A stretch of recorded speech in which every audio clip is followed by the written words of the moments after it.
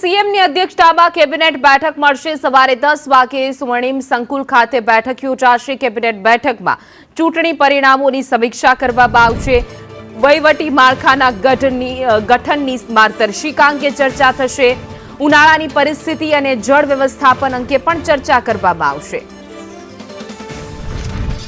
વધુ વિગતો સાથે અમારા સંવાદદાતા નિર્મલ દવે જોડાઈ ગયા છે લાઈવ ગાંધીનગરથી। જી નિર્મલ, આજે કેબિનેટ બેઠક છે, કયા એવા મુદ્દાઓ જેમાં પર ચર્ચા થશે?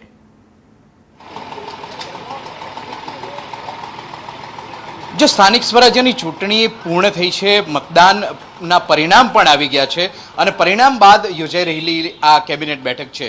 કેબિનેટ બેઠકમાં આજરોજ સંભવિત ચર્ચામાં કહી શકાય કે જે પરિણામ આવ્યા છે તેની સમીક્ષા કરવામાં આવી શકે છે। તાલુકા પંચાયત તેમજ નગરપાલિકા, જિલ્લા પંચાયત અને મહાનગરપાલિકાના જે પરિણામો છે તેની સમીક્ષા આજરોજ યોજાનારી આ બેઠકની અંદર થઈ શકે છે। સાથે જ જે અત્યાર સુધી વહીવટદાર શાસન હતું તે શાસનનો અંત લાવી અને ચૂંટાયેલી પાંખને તમામ વહીવટી પ્રક્રિયા સોંપવા માટેની પ્રક્રિયાને વેગવંતી બનાવવામાં આવી શકે તે પ્રકારની સંભાવના છે અને તે પ્રકારની ચર્ચા આજરોજ યોજાનારી આ બેઠકની અંદર કરવામાં આવી શકે છે। સાથે જ ઉનાળો અત્યારે ચાલી રહ્યો છે, મધ્યકાળ ઉનાળાનો હવે આવવાની શરૂઆત થઈ રહી છે।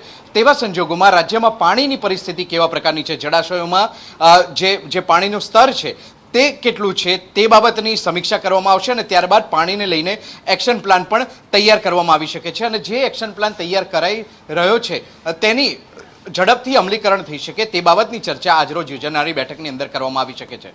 આ ઉપરાંત જે બજેટ 30 માર્ચના રોજ પૂરું થયું છે, બજેટ સત્ર પૂરું થયું છે, બજેટનું અમલીકરણ કરતા પહેલા આચારસંહિતા લાગી ગઈ, પરંતુ હવે આચારસંહિતા પરિપૂર્ણ થઈ છે ત્યારે બજેટનું અમલીકરણ ખૂબ જ ઝડપથી થાય તે બાબતની પણ સૂચના તમામ મંત્રીઓને આપવામાં આવી શકે છે।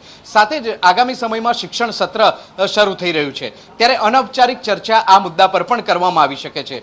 મહત્વની બાબત છે કે આ એક મહત્વપૂર્ણ બેઠક આજરોજ યોજાનારી છે જેમાં રાજ્યની જે પ્રવર્તમાન પરિસ્થિતિ છે તેના અંતર્ગત મહત્વપૂર્ણ ચર્ચાઓ અને તેને અંતર્ગત નિર્ણય પણ આજરોજ યોજાનારી બેઠકમાં લેવાઈ શકે છે।